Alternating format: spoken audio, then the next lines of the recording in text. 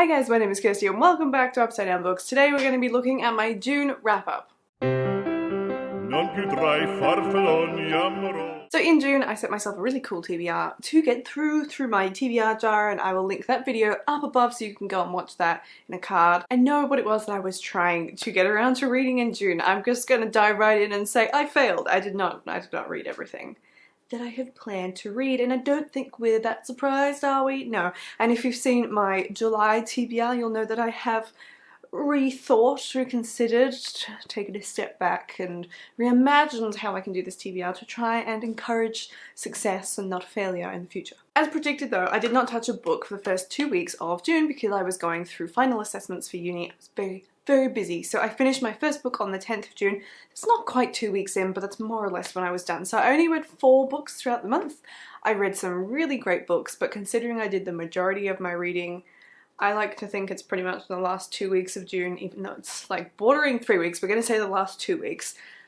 I'm pretty happy that I read 4 books. I think that's a good effort and I really enjoyed what I read, and it has like set me up on such a high for all the books that I'm planning on reading in July.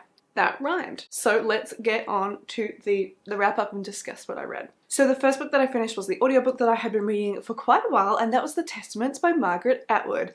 I am really happy to have actually read this in the year it came out. No, it came out, did it come out this year? Did it come out last year?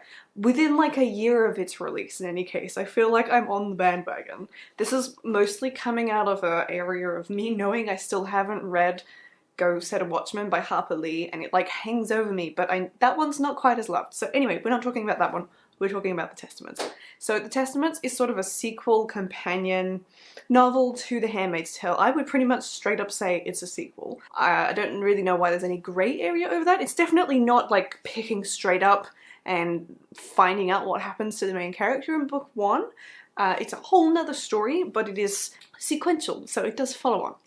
I really enjoyed this. I thought that the narrations were really great, and I think they have used, in fact I'm pretty certain that they've used the actors from the TV series in the audiobooks, because recently when I was revisiting the Handmaid's Tale audiobook, the version that I listened to is no longer available, and they have some of the people who are acting in the series. So I think they've redone it with that cast because, as we know, one of the big things about The Testaments is that Aunt Lydia plays has like one of the narrating roles, and her voice was totally the voice of the lady who plays Aunt Lydia, which was so exciting because, oh my goodness, it is like the most satisfying mature woman's voice I think I've ever heard. Like, I was pleased with this decision. So I ended up rating this 5 stars. I was really nervous. What is that doing? We're just gonna roll. He wants to sit out there today, that's fine. So I did end up rating this 5 stars, and I was really nervous that it was not going to be a 5-star read for me. I thought it just wouldn't. I mean, how do you write a book after you've written The Handmaid's Tale? That's insane. And I was really worried how it might impact the TV series, which I'm also watching at the moment, but it is set way after, so, and Atwood has like acknowledged herself that it doesn't have any impact on the TV series, which is great. So we have 2 storylines, 3 storylines, 2 storylines. I think there's 2 storylines in The Testaments. So 2 different characters looking at sort of different sides of Gilead and what it looks like a little, like several years later. It's obviously not so far later that Aunt Lydia has died, but it's certainly quite a bit later, so Aunt Lydia is definitely a lot older. I thought it was a really fascinating way to revisit this series and look at it in a different way. It's something that you could almost read without having read The Handmaid's Tale, but I wouldn't recommend doing it that way because I think you miss so much of the explanation of what's actually going on. So this is definitely worth reading, and there is in the conclusion a potential link to The Handmaid's Tale. Other than that, it's mostly separate. I haven't read anyone else's reviews or Margaret Atwood's thoughts on it or anything like that since finishing it, but I'm very curious to sort of extrapolate thoughts, but I don't want to spoil myself for the TV series because I've only just started season 2. But anyway, this was fantastic. Really good. Definitely would recommend. My fears have been waylaid that it is actually fantastic. So let's move on to the next book. So the next book that I read was Terraformer by Colleen Houck, the love of my life. And I have done a full book review, so you can go and check that out if you want to have a watch of all of my full thoughts on this, but this was brilliant. This ended up being a 4-star I have to check.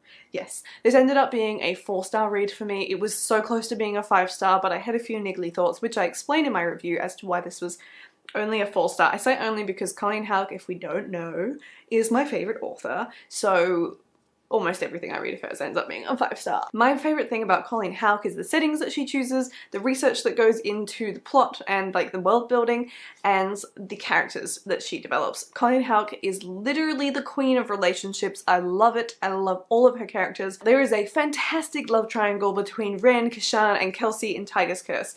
In Reawakened, her next series, it was even more complicated with Amon, Lily, and just like, it's kind of complicated, and I won't get any spoilers there, so I was really expecting great things from Terraformer, and they delivered. We have Thane, we have Jax, and we have Astra. Nearly forgot her name, but we're good. And the dynamics between relationships are just fantastic. This was unlike any other YA sci-fi I have read before. I heavily emphasize that this is YA sci-fi, so if you're going into this expecting some sort of full-blown adult sci-fi with like loads of technical stuff, this is not the one for you. This is for people who like Claudia Gray and things on that level. But this was brilliant, 4 stars, super happy, super excited, and a really big book actually. This is over 500 pages, so would recommend trying this one out. That moves us on to the only book on my TBR jar pull list thing that I actually read, and that was The Moving Finger by Agatha Christie. I ended up rating this 3.5 out of 5 stars, which seems like a little bit low, but it's not because I didn't enjoy it. I also know that I'm a very high rater, so some of you might be saying 3.5 stars is perfectly reasonable, Kirsty, but it's 3.5 is a bit low for an Agatha Christie if you ask me, but this isn't a bad book. I just think in comparison to some of the other books I read by her, this was entertaining without anything particularly new or extraordinarily exciting about it. I think I should never have read And Then There Were None before I read all 1 million of her other books, because And Then There Is None is just like, it's endgame, isn't it? It's just the best book, the best thriller that she ever wrote. Words. Yeah, anyway, but this was good and I did enjoy it. This didn't take me very long to read. It was really entertaining. It was obviously thrilling when you're trying to work out what's going on. It's a whodunit thing. There's a small sleepy town that the two main characters move to because he has an injury, so he's like sent to convalesce out in the country as one does. As there is all this blackmail going around and they're trying to work out who it is, and eventually people start to die because of things that have been said or not. We don't really know why people are committing suicide or being straight up murdered. There's like a lot of mysterious intrigue about the whole thing, and the main character gets really involved and wants to try and help solve the mystery, and we do have Miss Marple enter the scene. Now, this is the first Miss Marple book I've ever read. I'm really not about reading Agatha Christie's publication, like in publication order, and she didn't really feature, and she didn't seem like everything she did to help solve the crime was behind the scenes, so I have zero grasp at this point as to how Miss Marple fits into the Miss Marple series. It's not like when I've read Poirot stories and he is the narrator, so that was interesting. But yeah, on the whole, I didn't finish this going, wow, that was just the best thing I've ever read. It was like, that was an enjoyable thriller and I enjoyed reading it, but I'm, you know, just content. I'm content with it. But as I said, that was the only book of my TBR jar list that I actually read this month because I was so distracted reading everything else that I am talking about. And that has what has fueled me to split my TBR jars even more so, which you can see if you haven't already seen that video. So that was where that came from, because I was just reaching for other books, newer books from different genres and etc, etc, because I had a lot of historical fiction, with the exception I think of like Ready Player One that I pulled out of my TBR jar last month. So I didn't get around to Ready Player One, and I know so many people were telling me how amazing that was going to be, and I do still really want to get to it, but another time I will do it, or if I manage to read everything I pull out of a TBR jar, what is the likelihood of that happening, then maybe I'll pick that up as like an extra book. But anyway, let's move on to the last book that I read in June. This was by far the best book that I read in June, and it took me completely by surprise, and is probably one of my favourite reads for the year. I'm actually not sure what my favourite read is for the year so far. The Pearl Thief by Fiona McIntosh is sitting up there, along with Verity by Colleen Hoover, but there have been some, Sleeping Giants by Sylvain Neuvel. Those books have really stuck in my mind. But The Boy and His Dog at the End of the World is... I have like no words to describe how bloody amazing this book was. So this is a dystopian, so technically speaking it's a sci-fi, but it reads, technically speaking, no, it's straight up sci-fi. It's set in the future, it's a dystopian, but it feels like a contemporary almost with the tone that it's written in. So this was actually a book that I was given, I think by my sister for Christmas, so I've been like itching to get around to this, and I sort of had read like the first 100 pages and then literally read like several other books before I picked this one back up again because short attention span. But this was just unlike anything I've ever written. So it is narrated by the character called Grizz, and his family lives on this island off England in the future where something has happened and they don't really know what. There's all sorts of different rumors and theories where fertility rates have dropped so low. There's about 7,000 people left in the whole world, and not everywhere is super habitable anymore as far as I can remember. And so he lives on this island. It's just him and his family, so his parents and a couple of siblings, and a stranger comes to visit them. And this stranger sort of sweetens them up, is really, really charming, ends up stealing their dogs. No, just one dog.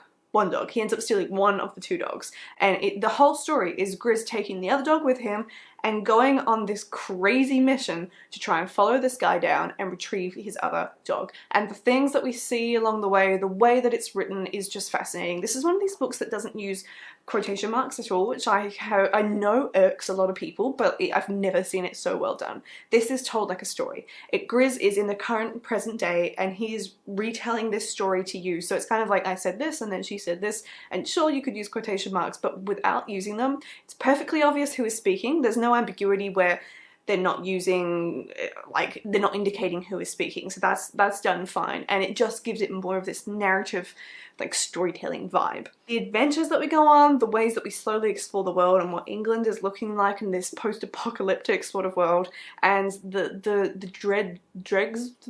leftover settlements that are left behind are just fascinating to explore, especially because Grizz hasn't really ever experienced these things except for in a few books that he's found, so his understanding of the world is super, super limited. But what really got me with this book is, despite the fact that I just thought it was so fascinating and I couldn't put it down, it was so good, except for the time when I did put it down for a few weeks, but we'll move past that, was the plot twists. If you write me a good plot twist, I will love the book. I find myself usually surprised by most plot twists. When I read a proper good plot twist, I get blown away because it just blows my mind, especially if it's really obvious how it all links up. And in like the last 50 to 100 pages of this book, there are about 5 absolutely massive plot twists that are revealed to us, and it was just like, can this book get any better? And then it did. So this book is just something that everybody needs to read and enjoy. I can't wait to see it read like even more. I can't wait to see it win even more awards. I think it may have already won something, but this book was so good and unreal. I loved it. So those were the 4 books and the ebook and the audiobook that I read in June. I had a really good reading month. I'm disappointed that I didn't get around to my TBR. I'm not super disappointed that I only read 4 books because I think, considering I was sort of out of action for a few weeks there, that's not a bad effort. So I would really love to know down below if you have read any of these books, particularly The Boy and His Dog at the End of the World, because that's just, I've not heard anybody talking about it, and it is a release from this year, so it's quite new, but I'd love to hear your thoughts. But other than that, I will see you in my next video. Goodbye.